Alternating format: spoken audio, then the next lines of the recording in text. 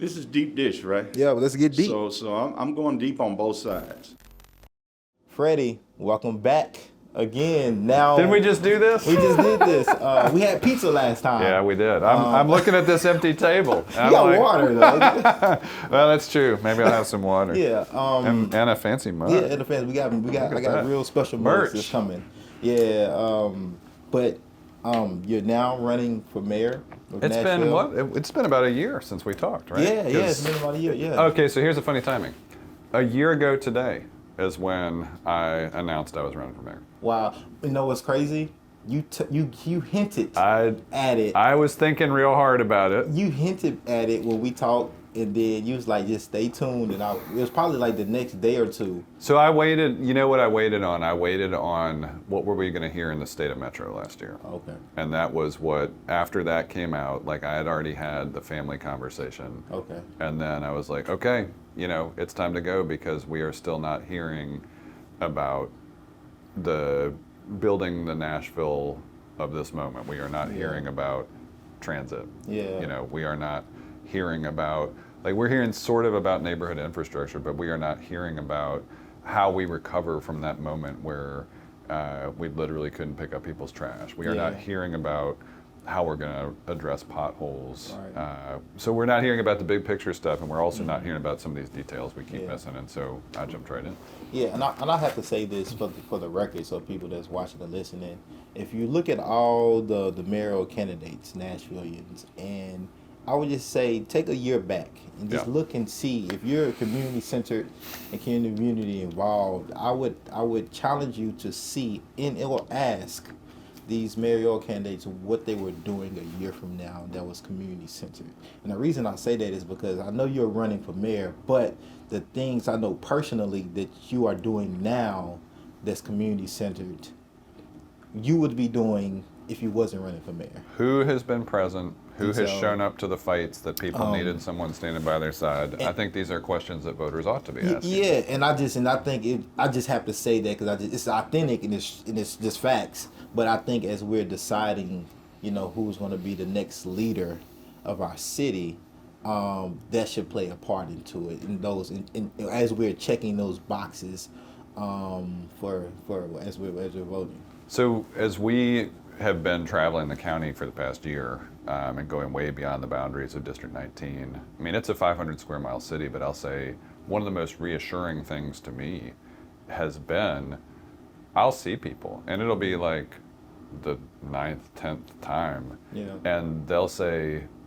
something to the effect of, one thing I really appreciate about you is you always show up. And I think that's a big deal, and I have tried to do that in every part of the council district I've represented for the past 8 years, but I've tried to do that for people just generally speaking, right? I met a guy 2 days ago who came out to a mayoral forum, saw him again last night, and it was really interesting because he comes over and he's talking, and I didn't know him well, but he said, one thing that sets you apart is you're very approachable. Because I don't get up there and just put on a politician suit to deliver some remarks, right? I try to just be a person, and in some ways one of the best compliments I got is from a woman who lives out in Whites Creek who said, one of my favorite things about the idea of you being mayor is you're just a guy.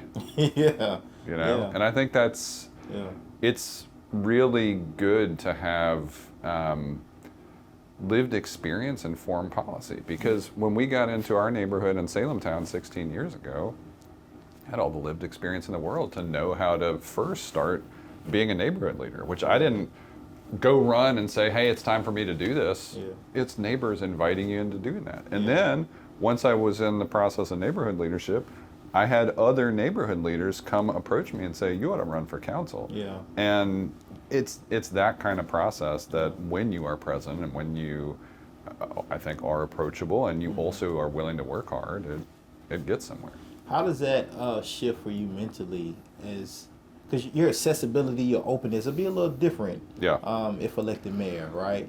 Have you thought about that transition and your availability to community, at that point versus now? Because I think and the reason I say that is because we get used to people being so accessible in a particular way, and sometimes many of us may not have like a realistic kind of idea of like how our relationship with certain individuals may change a little bit. And it's not due to the fact that you may not want to be as community centered or as approachable. It's like, no, the role is a little different.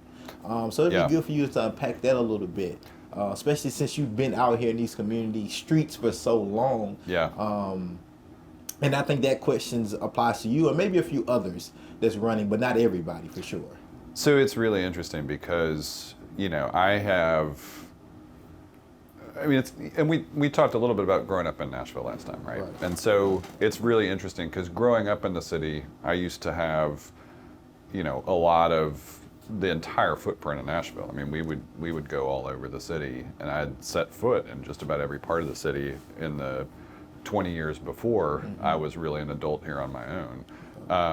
And then for the past 8 years, it's been interesting because my focus has been on the area that I represent on Metro Council. Well, even as we have grown and gotten past,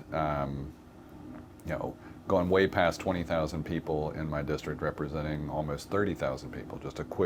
It's the fastest growing part of the city in so many ways. And I think you knew my old field director, Joe Sheeran, maybe a little bit. Mm-hmm. Yeah. And so Joe and I bumped into each other in 2015 when I was about to run for Metro Council.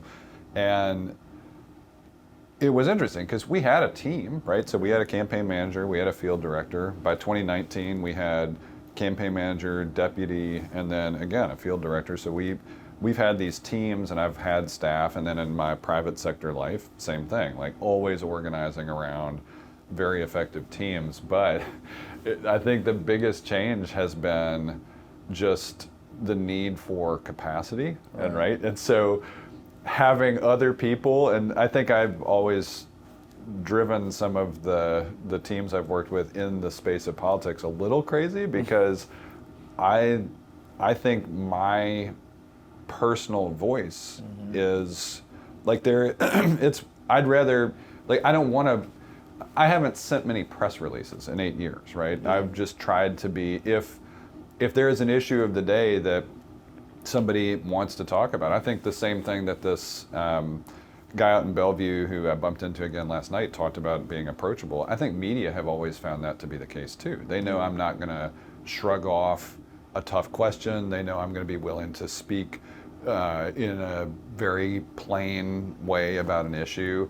And I want to make sure I don't lose that. I don't want to have the ability to answer those questions, get buried behind a wall of, oh, here, you have to talk to a spokesperson, right? Yeah. And I think that's a really interesting thing, is that we have historically lost access to people the further they get from us. And I think being a district council member is actually a great way. I mean, I've had this newsletter, right, that I've done for 8 years from the very first council meeting.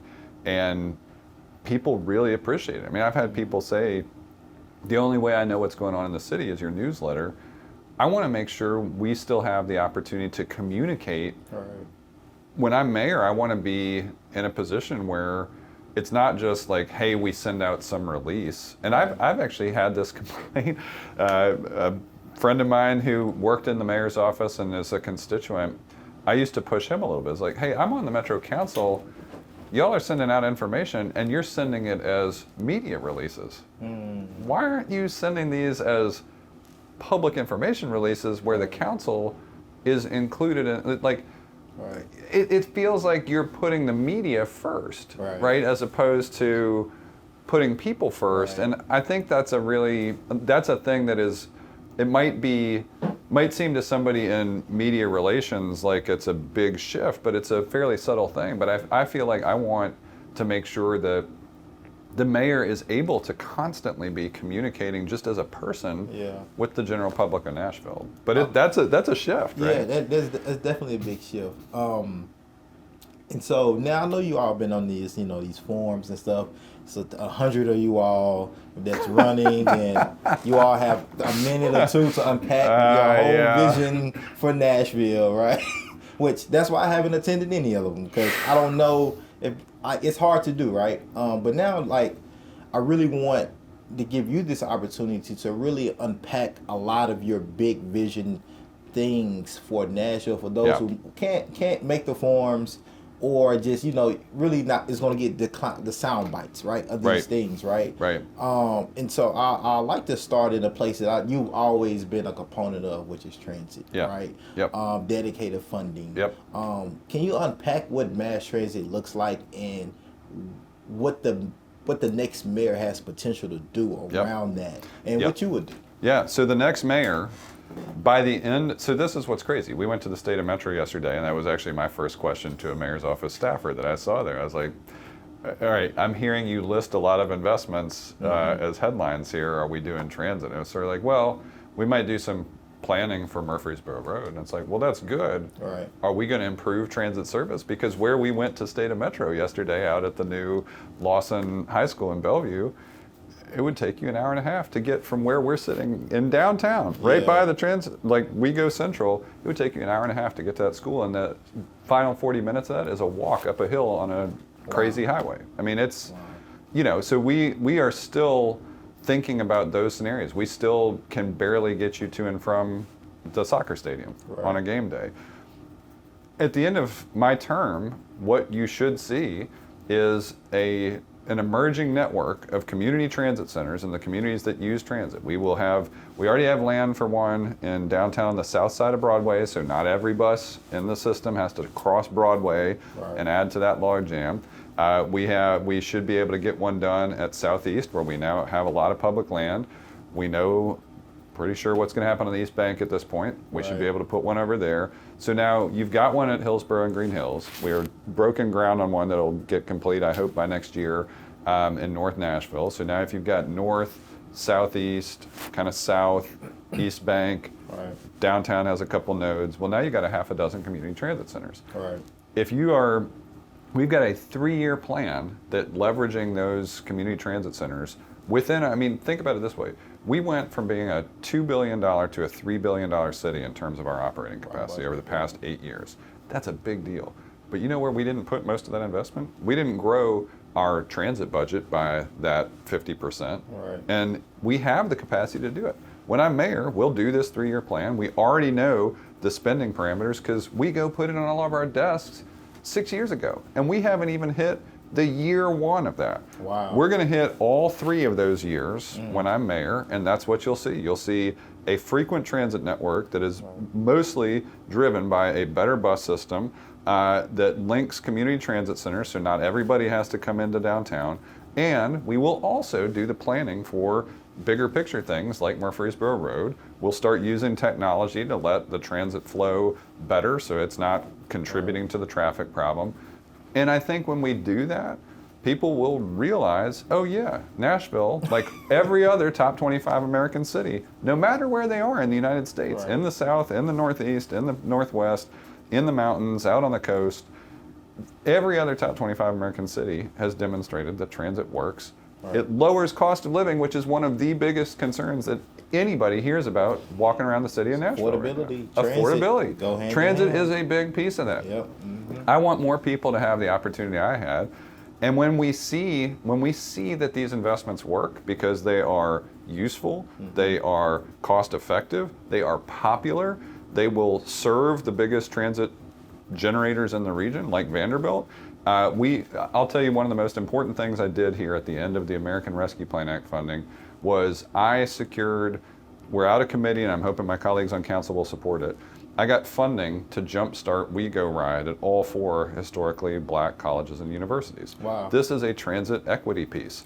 Because what this means is faculty, staff, and students at all of our HBCUs will enjoy what all of our other colleges already enjoy. Vanderbilt, Belmont, Lipscomb, Trevecca, they are all participating in We Go Ride. And what that means is your college ID becomes a transit fare. You don't have to worry about it. You just hop on the bus, tap your card, use the app on your phone, and you're good to go, and the institutions cover it. Well, this is exactly what you're supposed to do with this type of money. This is what we should have been doing the past 3 years since COVID with federal money, is building programs like this. Right. When I'm mayor, we will use the Infrastructure Investment and Jobs Act to invest in transit.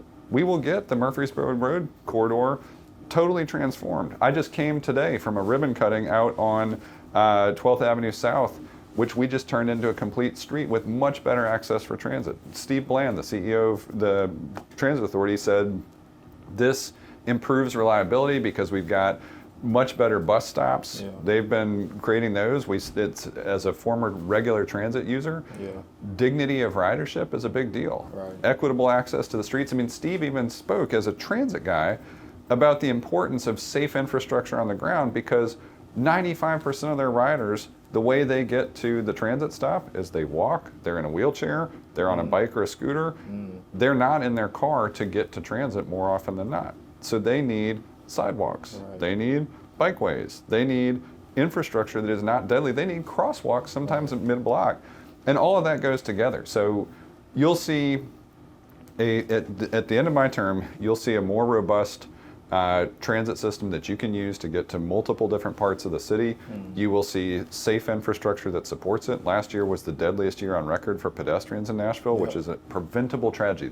To me, one of the most important jobs the mayor does is save lives using policy. Right. And so that means making our infrastructure itself not actively deadly, which unfortunately for too many Nashvillians it is right now. Well, let's go into that public safety piece of it, which transit plays a part into that. But also, when we think about public safety, a lot of times people's mind goes straight to policing. Right. They don't go to firefighters or social services. They go straight to policing.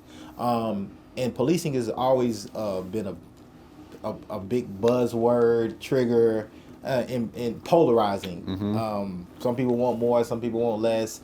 But with a lot of these mass shootings that are happening, especially that affected our youth, whether it's right here at home in Nashville, or in Texas, or in New York, at a grocery store, or wherever it may be, you know, here we got new policy. People are wanting some restrictions.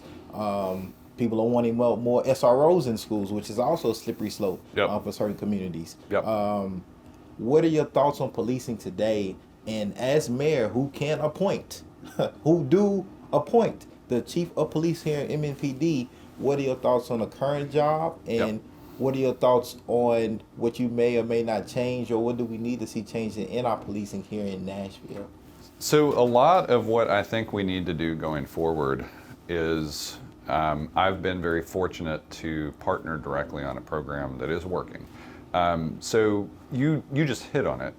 Safety is not just policing, right? It is a lot of things, and the way that people feel safe and are safe in their communities has a lot to do with not having too much violent crime, but it also has to do with a lot of other things. So I'll talk to you about something that we've done that works, and then something that I want to see us do going forward, where I think we have started to see a little bit of pilot activity, and now it's time to really press on some of these things that are beyond policing, right? So when I got elected in 2015, District 19 is sort of the urban core of Nashville, right? And it includes the Napier and Sudicum communities.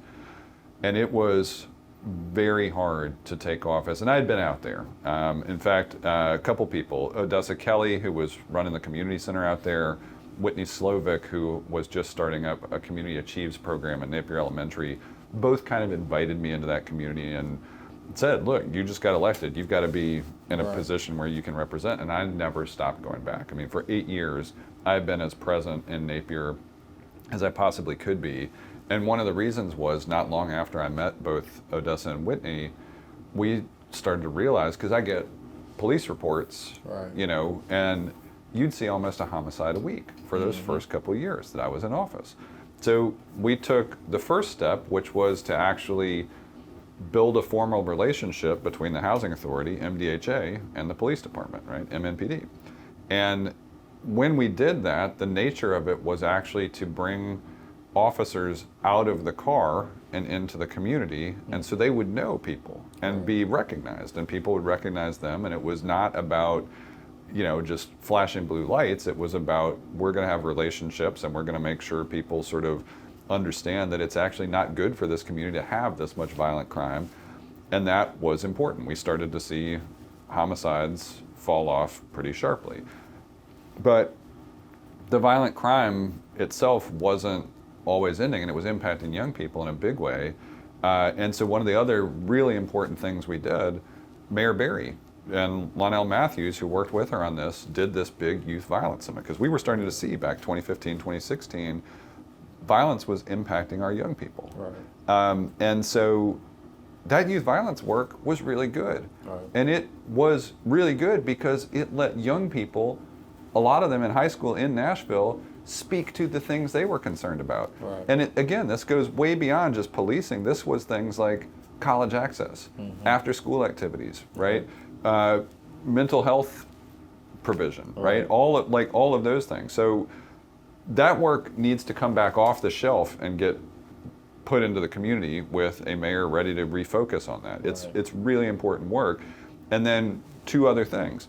So the next step we took in Napier, where we invested a lot in the success of students at Napier Elementary, to the point where a school that had been a priority school for several years, not the list you want to be on, it's one of the worst performing schools in the state's eyes, we got them on such a good growth trajectory that they became a reward school.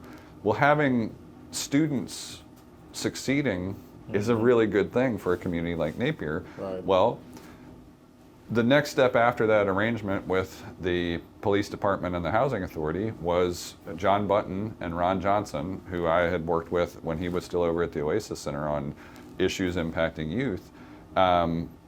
They were in the mayor's office, and they worked on this program where you would have community safety partnership funding. Right. And we focused on Napier. And this is one of, I think, the most successful partnerships we built with the mayor's office, because it took that next step beyond just, hey, here's police and we're going to try a little bit of a different model here.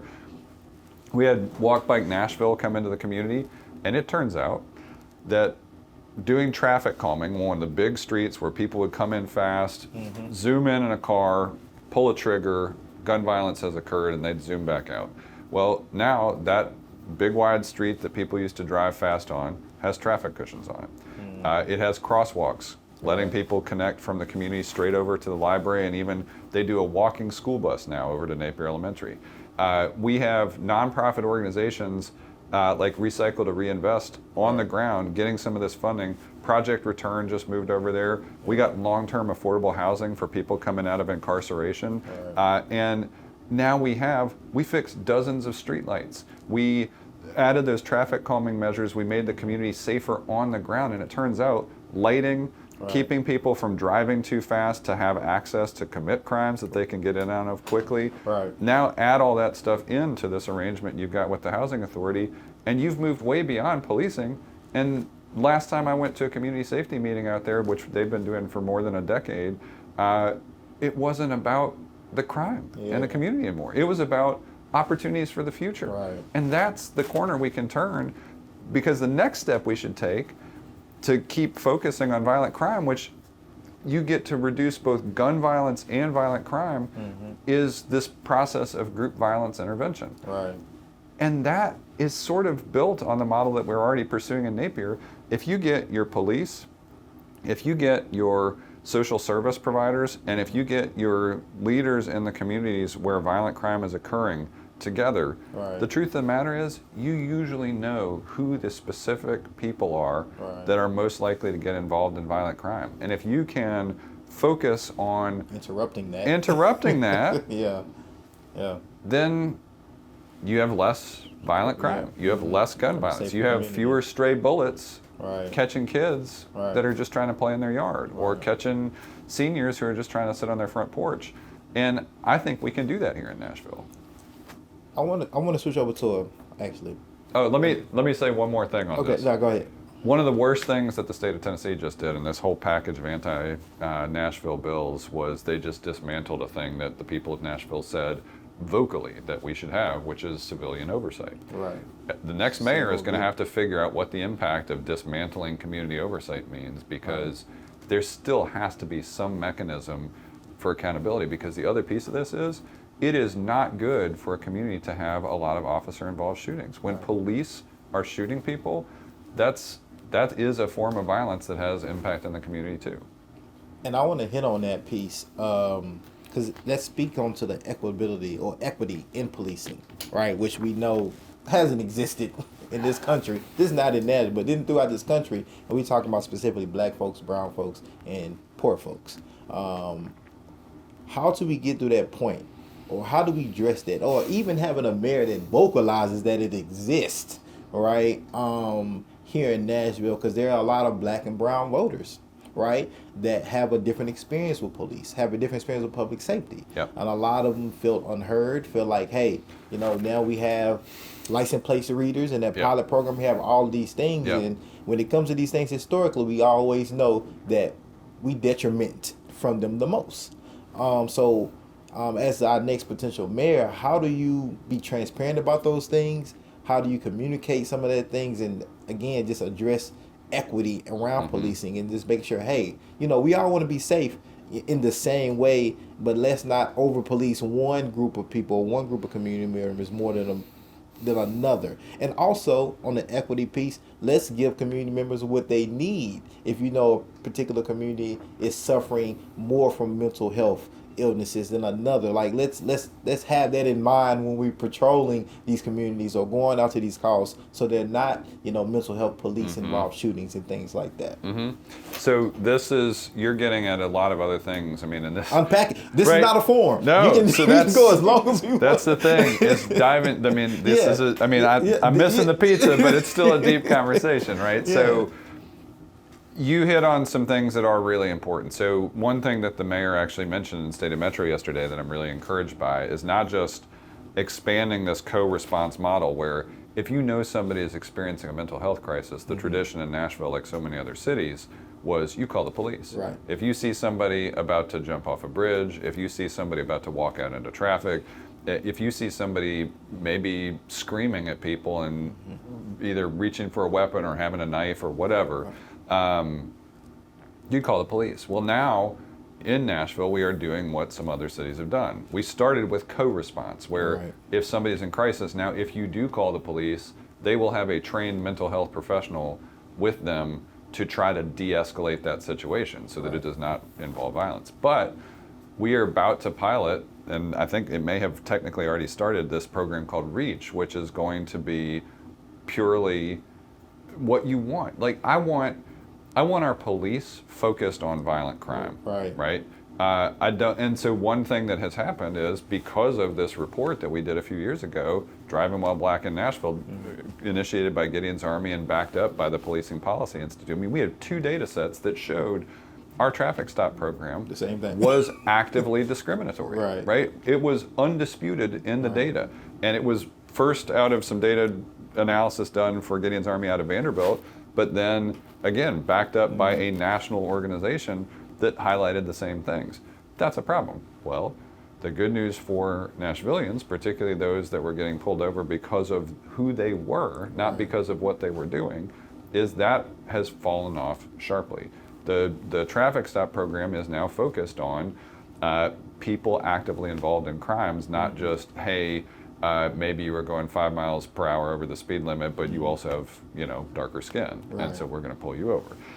That's an improvement. I think the REACH process, I'm excited about that pilot where it's really interesting because I think so often we don't actually want to call the police. We want to call a person to respond to something at any time of day. If it's noise from bachelorettes being too loud next door, if it's a party bus on your block, those are not the kinds of things you want rules enforced, but you don't necessarily need an officer showing up with a gun to everything. And in fact, Chief Drake did something important where we have moved past, if you're in a wreck, you can actually kind of resolve the situation now yourself without waiting for an hour for an officer to arrive. I think those programs are all important, and I think as mayor, you want to keep a lens on this that does respond effectively to report. When you've got information that says there is some form of discriminatory activity coming, you have to be in a position to alter that. I will say one of the other things to this point about equity that's really important, that's about to get refreshed, the Metro Human Relations Commission did this really important work several years ago called Inclusivics. And it looked at the whole of Metro and then expanded it to even look at Metro schools too. And what you discover is in many departments, the people serving the city do not look like the people who are in the city. Right. And that's also got to be an act of intentionality, right? It goes into that systemic change, right? And so I am eager to see what the next version of that Inclusivics report reveals, because we want to make sure that we have appropriate relationships. And this is why I think when we talk about civilian oversight and community oversight, right, we have to get past this idea that this is specifically there to attack the actions of the police department. Right. That's not what it is, and that's not what it's supposed to be. What it's supposed to be is strengthening relationships between the police and the community. Right. Because when you have that, we've seen this all around the country too. When you are doing authentic community policing, you manage to have an impact on bringing crime down in ways that aren't as harmful in a way where somebody who may not be involved in a crime or, you know, might be carrying a weapon legally but then gets shot. I mean, we have continued to see around the country some troubling incidents. I mean, we just had this terrible thing down in Memphis, right? Yeah. And that's not good for the community either. Right. And if you have better relationships between the community and police, and we know that we want them focused on preventing crime, because that's also not, like, I don't want Nashville ever to be in a situation where people are worried about walking down the street and possibly becoming a homicide victim, right? And we have seen an uptick in crime from the very historic lows we've seen. But the truth of the matter is, if you look at trends across decades of our growing up here, Nashville is a much, much safer city than it was when we were growing up across the board. And that's what we ought to have as a big goal, is we want to keep a very, very low number of homicides. We want to keep a very low number of violent robberies or, you know, anything that involves someone hurting somebody else. Like those types of violent crimes, we want to keep a lid on that. And we want to do it while also not existing in a scenario where if you live in one of Nashville's black and brown communities, you feel like you are getting treated differently. And I think all of that is possible. I want to get your definition on equity, because I've been thinking about it like myself and like what that really means, and I came to the conclusion that equity cost. You know, equity, that's the definition I've come up with. When I think about historically what we've done to address so-called equity, and a lot of times it hasn't cost anything. It hasn't cost those that have caused the harm anything as well historically. And so I'm curious on what your definition of the word equity means to you. It don't have to be no Webster or no Oxford definition, but like Freddie's definition of what equity means and what it looks like. Yeah, I mean, I think generally for me, equity is a question of access and treatment, right? And so if we are being equitable, people have access to all of the opportunities and resources, and the way that they are treated does not have anything to do with who they are, right? We are treating people based on the scenario. Like if you are coming into an office to access services, it doesn't matter if you're, you know, what your sex or gender is, it doesn't matter what your orientation is, it doesn't matter what your race or ethnicity is, you're going to have access to those resources, you're going to be treated respectfully, you're going to be offered dignity, all of those things. And, you know, more often than not, to your point about cost, it's actually just about the process of intentionality. One thing that I was really glad that I think I can't remember if this initiated under Mayor Barry, but I think Mayor Briley completed it. We did this thing, and it seems simple on its surface, but it's good to have these data sets too. We created this program called the Equal Business Opportunity Program. And what this is supposed to do is make sure that as we go out and do procurement as Metro, it's not just about, hey, we've had this group of individuals who have known how to do business with Metro through the years, but rather we want the vendor relationship with Metro, if we are going out and doing contracts, we want to make sure that's equitable. Right. That means any business, particularly those that are locally owned, Right. should have access to be competitive in the Metro procurement process. The inclusivic stuff is a huge look at equity, right? Mm-hmm. It's saying, it causes us to ask the question, are we doing something where our hiring practices are somehow preventing groups of people, whether they're women or in a race or ethnicity category or age, Right. preventing them from accessing jobs and careers within Metro? That's a good question to be able to ask. Yeah. It's important to have the data to know that you need to ask that question. Yeah. That's what was so important about Driving While Black in Nashville. Is these things have highlighted things that are not equitable. And I think a lot of people are afraid to see that data, to do that research, to pay, because I think You're right. I think if you're a semi-rational person and can read and look at it historically, I think we're gonna see and know, okay, we've been knowing this, but sometimes people respect those numbers, those stats, and then after you have that proof, it's like, okay, now everything we've been telling you is actually fact and is in numbers. What do we do? And we know what we're gonna have to do is we're gonna have to make a hell of a shift culturally, but also gonna have to start spending a lot of money in some places to make sure we change some things systemically. And I think people are really afraid to turn over that rock. And we would love to have a mayor that will turn over that rock and say, hey, look, because if we do that, Freddie, I believe we can all start speaking the same language. Right. Because if we're not speaking the same language on things that I think is obvious to me, but may not be obvious to another community member, it's hard to come a lot of times to that point of doing something. But if we can all agree, okay, the data, the language is here. Now we have some terms that we can commonly communicate on.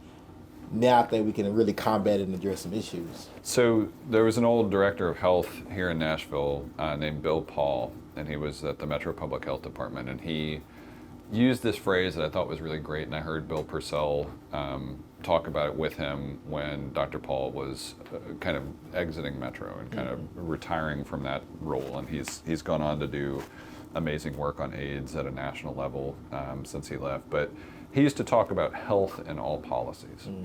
And I think that's a really important outlook. And it's very closely related to the idea of equity in all policies. Yeah. Because then you start to think, okay, is this thing we're doing, is this just for white folks? Yeah. Right? And it's okay to think about that. It's okay to think about, hey, we've got a disability community in Nashville. Yeah. Is the way we are approaching this issue taking into account the fact that not everybody, disability work is equity work? Yeah. Right? Facts.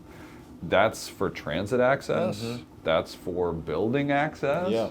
That's for, when you host the state of Metro in a part of the city, is access to that address equitable? Yeah. And I think those are, when we talk about those simple things, I'm always really interested. So the Cherry Blossom Festival just happened. Yep. And one thing that they did really great, so it happens down here at Public Square. And they didn't just talk about where to park. Yeah. They talked about how to access the festival.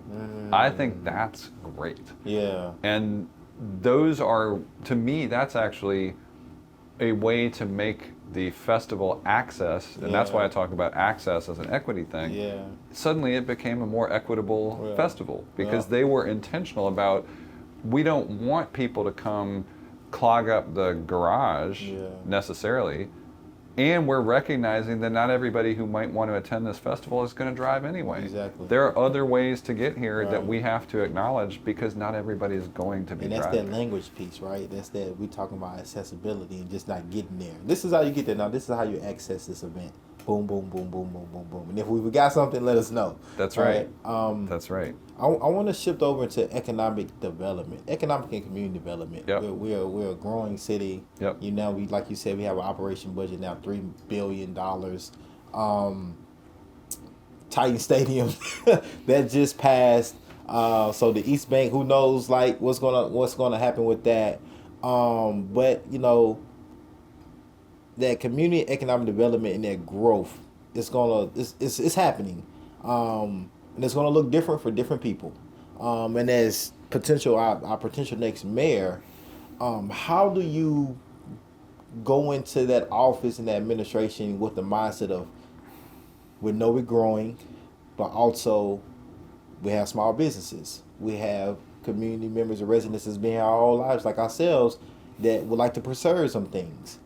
What is your thought process and balance and trying to unpack all of that in the next 4 years possibly, and then another next 4 years possibly, as our next mayor?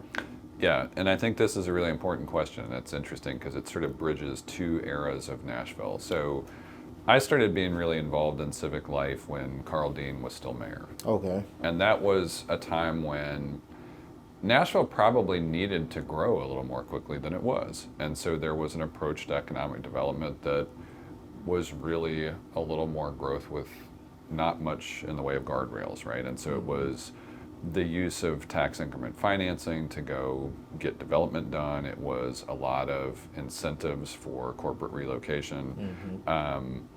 And I understand it, and it positioned us for the growth we enjoyed over the most recent decade. But you need to adapt to the circumstances that you're in. Nashville is no longer a city that needs to raise its hand and say, hey, guys, come here. Like, we need you here. They're coming. Right. And I think one of the most extraordinary moments of all at the end of Mayor Cooper's tenure was, I'll be clear, I was not for the deal we got offered on the Titans Stadium. Right. We can have a conversation about the Titans staying in Nashville, Right. but the deal we were offered was exactly the kind of economic development we do not need at this time Right. because of the lack of equity it's going to offer. And just for the record, the first deal that they signed back in '96 or whatever, Yeah. that wasn't the best deal either. It had a time bomb in it that Yeah. said we had to still Yeah. do something. So We just wanted the at team. some point in the Yeah. next 5 or 6 years, we were probably going to have to spend some money legally Yeah. to either improve the stadium or do something new. But we moved very quickly from a deal that was 50-50 for some upgrades to the tune of $600 million, where Metro would have been on the hook for half of that, to somehow a deal that is going to soak up $4 billion of our money Right. for a thing that isn't even going to be, again, talk about equity. Right. I go to Nashville Sounds games with our family. I go to Right. Nashville SC games with our family. Every now and then I go to Predators games with our family. And you look at the ticket prices for those, and the reason we go to more Sounds games than any of those others is that's a pretty inexpensive ticket. Right. Nashville SC tickets, those are pretty reasonable. Predators tickets start to get a little expensive. Titans tickets or arena shows over there, I mean, those are expensive tickets. Right. And we just put $4 billion of our own money into that. Right. That's The question that I pose to any deal like this, right? As a community member, as a voter, it's like, how does this benefit community? That's a Right. good question. Right, and I think if we can't answer that question, or the Titans can't answer that question, or maybe they have an answer for it with their one program. Maybe that's how they approach that with their one program. But it's like, how does having a new stadium that I'm going to be on the hook for, some of my money is going to pay for, a lot of my money is going to pay for, how does that benefit me as a community member? And I don't know, because I'm not a contractor. I'm not gonna be able to bid on the East Bank. So from a business standpoint, Hey, that look, doesn't really. Derrick Henry might come over here. You know, Yeah, he right. might be on Yeah, Deep Dish. Right. Maybe they throw me a bone and say give me on. But I think that's what every community member should have approached this. So this is my thing. You get to that. So look at the two most recent things we did. When we did the soccer stadium, there was an actual community benefits agreement there that talked about affordable housing in the footprint of the stadium, childcare in the footprint of the stadium, wages at the stadium and in the footprint of the stadium. Those are all great things to think about when you're going to do that. We put all kinds of taxpayer protections in that. Metro, frankly, was barely out any money And the soccer stadium has been a success in every other way than we didn't get the transit and infrastructure right about it. Right. Now, we'll fix that when I'm mayor. Right. But Predators followed very quickly after that, renegotiating their deal, taking Metro off the hook entirely. And they did it with small increases on, like surcharges on ticket sales there. Well, guess what happened? They're one of the top ticketed venues in the world. Yeah. A little bit of extra user fee on tickets when you go to something in Bridgestone, whether it's a Predators game or Lizzo, Right. it didn't stop people from booking shows over there. When we tried to do this, Brandon Taylor got an amendment on this deal that would have had that similar effect. And first they were trying to shoot it down altogether, then they watered it down, and they were going to put the money not coming back to Metro, but going into a fund for whatever the Titans were going to do. Yeah. We fixed that piece at least, but it's an illustration of the notion of community benefit out of that. We're still crossing our fingers. Yeah. And the thing I said up front, when the terms of the deal became very obvious, and they put $500 million of infrastructure required by Metro to build out the neighborhood over there. That's a neighborhood that doesn't exist today. Right. We're going to spend $500 million on creating a neighborhood out of scratch, and every other neighborhood in the city ought to be saying, we're getting $500 million too, right? Yeah. Like for the rest of the city, No. we need to know that over this next 30 years, we've got $500 million we can spend on ourselves, the Yeah. people who already live here. Yeah. I mean, there are streets Yeah. that when it rains hard, Yeah. that it floods in Yeah. Nashville right now. Yeah. We need to spend Yeah. infrastructure dollars on that kind of 500 million situation. can go a long way. 500 million on can go a long existing way. communities. 500 million builds a lot of sidewalks. Yeah. Well. Yeah. Funds a lot of schools and a lot of affordable housing. And so we are now legally obligated to put in quite a bit of infrastructure Yeah. in 130 acres when we've got 500 square miles to take care of. Yeah. And, so now come back to what I think economic and community development should look like. This was also crazy to me. We barely had anybody doing that job for the past 4 years. Yes, Nashville is succeeding, but that's exactly when you lean into small business supports. And when you know cost of living is going up, you know what is also going up, because most of that has to do with the value of land and what people are charging. Well, if you're trying to operate a small business, the other thing that's going up is the cost of doing business. Yeah. Because we have these amazing industries emerging in Nashville, from fashion to people in the industrial and manufacturing space doing really interesting things, to this great culinary scene that's happening. And so access to commercial kitchens, access to warehouse space, access to places you can be a maker, those places are getting more expensive too. And so part of what we need to be thinking about is how we enable homegrown businesses to come out of this moment and not just get started, but to get past that 3-year mark as businesses and really succeed and thrive. Virtual businesses, home businesses. Yeah. And that was my thing about even with the economic development of the East Bank. It's like most people are not gonna there's gonna be hotels and restaurants and things like that which benefits a small group of. Well, we hope that we can do better. So what we have to do now on the East Bank is go make that neighborhood. Yeah. I mean, we will be, if that becomes a sports gambling district anchored by hotels, then we made 2 mistakes. The deal itself and the things that happened as a result of the deal. Right. We can fix one of those by actually building neighborhoods over there. Yeah. And that means hitting aggressive affordable housing targets. Right. And that Metro is the developer. Yeah. So I'll say it this way. When you think about the future of the East Bank and how it develops, and this is part of the economic and community development strategy, do you want a mayoral candidate to lead the effort who was for the deal as it was presented, which wasn't even the stuff that we did to make it better? Yeah. Or do you want the person who was pushing the whole time for a better deal that more reflected the values of the community, the needs of the community, and opposed the deal at the end for not being good enough for Nashville to shape the future of the East Bank? Because what I want to do over there, now that we know we're going to be doing something, is I want what we just did on 12th Avenue South. I want a street network that is accessible and equitable to anybody over there. I want these ambitious affordable housing targets that were in the East Bank Vision Plan to materialize. I don't want it just to be hotels that are fancy and restaurants that are fancy. Yeah. I want it to be places that, if you know how we'll know if it was actually a good outcome? How will we know? If the people that are working at the Titan Stadium can live a few blocks away.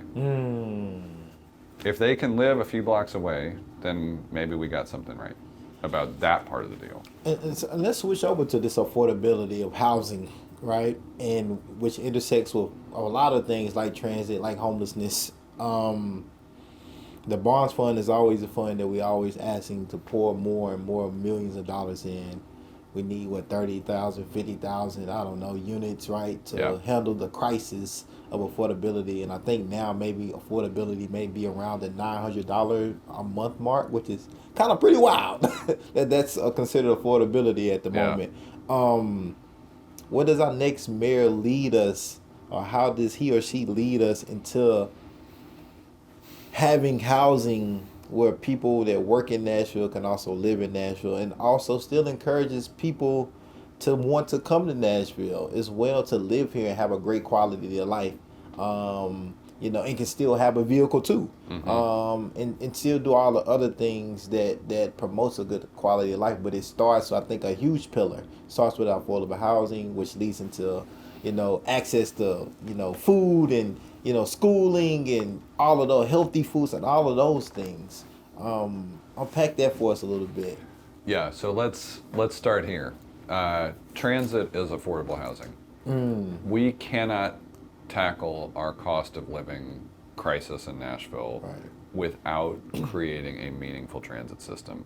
It makes if you have the prospect to not even just reduce the number of cars in your household, but reduce the number of trips and keep wear and tear on your car down and keep your gas bill down, all of that stuff, it's a big deal. If you can reduce a car, I've got a teacher who lives out in southeast Nashville and a couple that teach at Hume Fogg in the district I represent.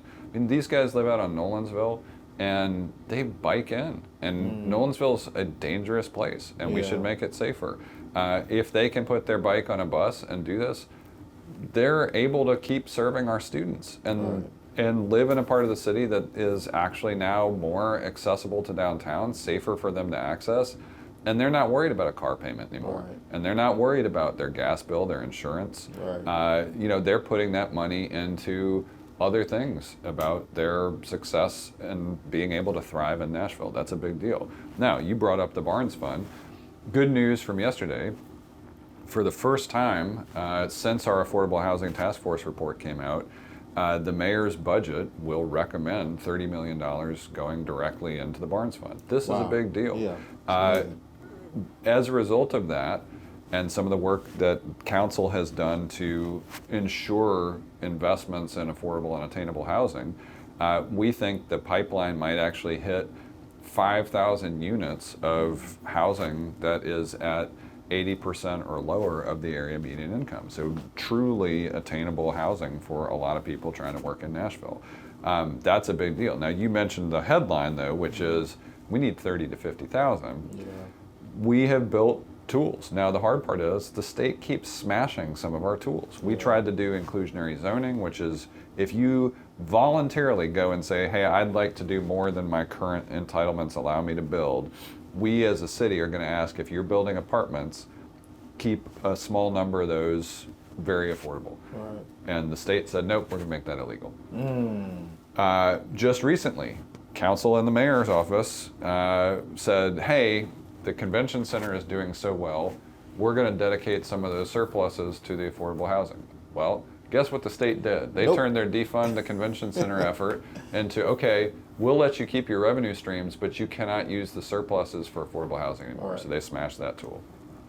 Literally one of the reasons that I am running for mayor is to stop making these generational mistakes like the Titans deal and start to do things in a way that defends us as Nashvillians. And this includes the affordable housing piece. Because if you can't afford to live here, you can't stay here. Yeah. And I want people to stay in Nashville. Well, you know, my concept of what will happen if we don't get transit, and it's maybe just an and, but if we don't get transit in some like more affordable living here, what'll happen is these other places like Murfreesboro, Clarksville, right?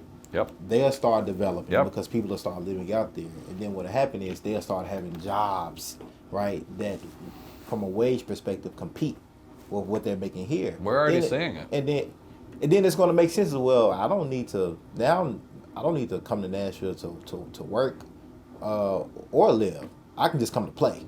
You know, that'll be it. I'll just come and have my fun, you know, Broadway and all of these other places and go right back home. But the economic power was live and stay in those other cities and counties. And things are only going to get more expensive, right? The cost of transit, affordability, materials, all these things are just going to cost. And we know it's already going to take a long time in a sense to build anyway. But if we don't start making some decisions. So that's why I think as we link all of those things, as we link our economic and community development practices, as we link our transit system, and as we think about affordable housing policy, this is where we have to really lean into all of these efforts to make this city a place where people can stay and want to stay, especially as the state is bearing down on us more every single year.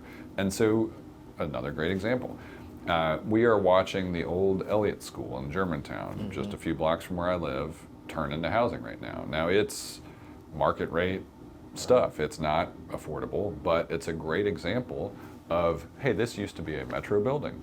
What are they doing with it? They're turning it into housing. Well, just around the corner, we have the Fear School in my neighborhood in Salemtown. Now we have Buena Vista, which was until just a few years ago an elementary school. Right. These are now vacant school buildings. Just around the corner, Jones is still an elementary school. Yeah. If we turn these school buildings into housing for teachers and for first responders, now you've made it more affordable for the people we are asking to teach our kids and keep us safe to stay in the communities we are asking them to do that. Right, and then that helps build relationships with those individuals. That is correct. In the community, right? That is correct. What makes you the best candidate? As we get into the tail end of this, you know, just bluntly, why should people vote for Freddie O'Connell instead of the other 15, 20, other 30 people that's running? Unusually in this field, we don't have a majority of the candidates right now who have a deep familiarity with Metro. I have spent the past, not just 8 years on Metro Council, but even before that as a Metro board member, understanding these processes. The mayor is not just somebody who makes a budget. The mayor makes appointments to the many boards and commissions. The mayor works with the department heads to ensure that everybody is aligned and moving the city forward. The mayor is setting spending priorities and using the executive functions of that office. And I have worked closely with mayors now for 2 decades. I have seen what works and had private sector experience that influences how we build teams and make them successful and work in alignment. We have built incredible coalitions on the Metro Council to do transformative work in Metro government. If you want someone with receipts and the cell phone numbers of not just department heads and rank and file employees through Metro, who also has the lived experience of having 2 children in our public school system, who is a transit user, who uses our parks and libraries regularly.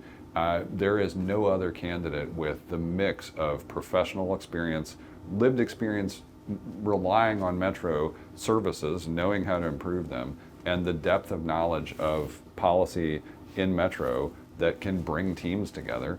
Now couple that with what we want to do in the mayor's office. There is no other candidate who will be as committed to, as capable of, and ready to go on day one to build a transit system, to support things with affordable housing policies, to do the bigger picture of community safety. And I think that preparedness on day one is a big deal. This is literally the worst time in the city's history, with the track record we've had of volatility in Metro government, to have somebody learning to be mayor for a year. That's what, and that was kind of going to lead to my next question of, if we don't get this right, what does that mean for the future? Or what will that mean for the future of Nashville? Good luck. I mean, more of the same is out there in a big way. More of the same is raising huge money. Right. More of the same that said, hey, this deal, which we haven't actually looked at real closely, this deal is a good deal. We should do it. And that's what people should, I mean, I'll say it this way. If you are frustrated about the things that are happening in this city right now, this is going to be an important decision for you, right? Because the people that want to make the same types of decisions are raising a lot of money. And that's what people should be thinking about. What would you say to those people? What would you say to those people who believe that we don't want another politician? And coming from, we've seen all these other politicians in this position, and we need somebody that doesn't have that political experience or political record. I mean, this is where I think look at the people who are supporting me. One of the very first people to publicly endorse me was Sandra Sepulveda. And I don't think people think of her as a politician. Right. They see a young Latina on the Metro Council who is one of the most important leaders in this city. If you look at Bob Mendez, who just publicly endorsed us, this has been one of the most thoughtful, progressive leaders on council who has been talking in terms of fiscal realities that turned out to be very important, who has done incredibly important work on accountability across whole of Metro, but including deep dives on things like driving while black in Nashville.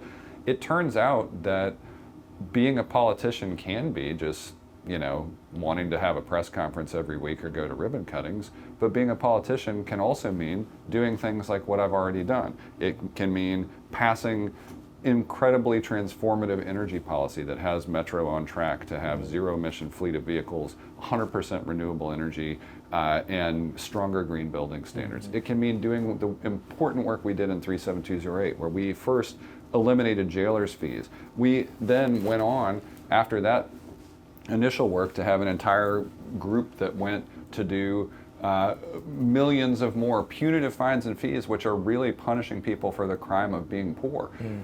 Being a politician isn't just standing up and doing things that are bad for people. The people who are best at this are the ones who know policy, care, and are willing to work hard. That's exactly what I've done. And we've got a box full of receipts that I'm happy to discuss with voters all spring and summer. Power. We know we're a very mayor-led city in Nashville, which holds a lot of power. What does that mean to you? And how do you use that power to create a better, more equitable, more just Nashville if elected mayor? So that's really the whole key here, is if, again, a mayor has more capacity than anybody in the city to do good things that are popular. And transit is a good thing that is popular, that you can't deliver from council. Safer infrastructure is a thing that a mayor does. Smart generational use of federal funds, like the buckets of money we still have in front of us, the Infrastructure Investment and Jobs Act, the Inflation Reduction Act. I mean, these are federal money opportunities that we just have never seen before and might never see again in our lifetime. And we should be planning, the mayor should be planning to have these have a lasting impact that people will remember. I mean, I want this next 4-year period of Nashville to be the time that, we got some really important things right. We showed other cities how to do this stuff in ways that people will remember. That's the power of the mayor. And we have been almost there before, right? We have been nationally heralded in times past, and I want us to be, think about it this way. The Titans deal, we set a record. We set a record for the largest public subsidy for a stadium in the history of the NFL. Right. That's not the record I want to be setting right now. Right. I want to be setting a record for a southern city that grew transit ridership faster than any other city, a southern city that delivered more units of affordable housing than any other city, right? I want to be a southern city that within our 3-year period transformed its government to be 100% solar. Right. And all of these goals, that's what it's about. It's about using the power to set and then move toward goals in a way that brings people with you. Because all of these things are popular things. When we were out at 12 South today, the number of people there was what was astonishing to all the council members who were present, right? Yeah. It was like, here were people coming to celebrate. We just made this incredibly dangerous corridor where children are having a difficult time crossing the street to get to community centers and libraries and all of that. And people came out to celebrate that we had just transformed it to make it safer and more accessible. That's the power of the mayor. As we close, I want to give you a chance to unpack your vision or extrapolate on anything that we may didn't touch on, or you want to touch on a little bit more for the potential voters and the listeners. So I would say a few months ago, I mean, I've been running now for a year, as we said.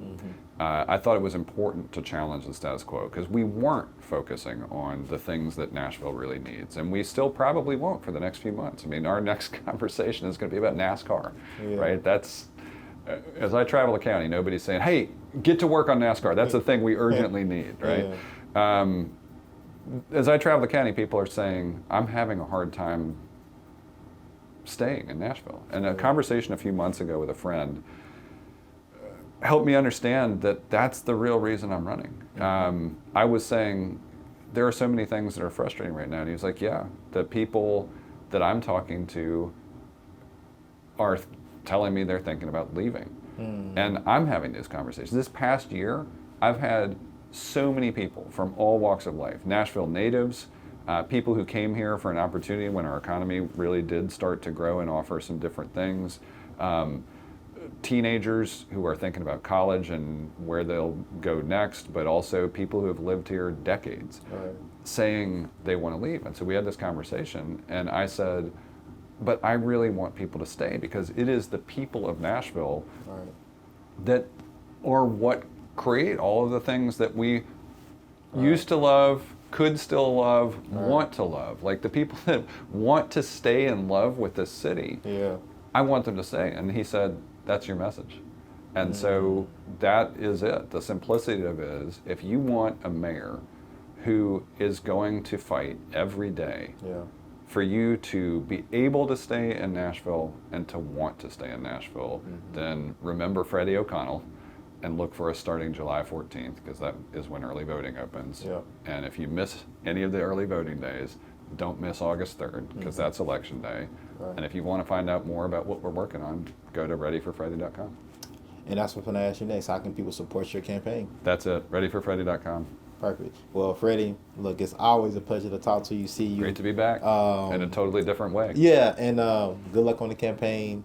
And again, for me, for all the listeners, whatever, it's kind of personal because it's whether you win or lose, I know that you'll still be here in community, right? And I'm not sure that's the same for every candidate that's running. But I want the public, especially new Nashvillians, right?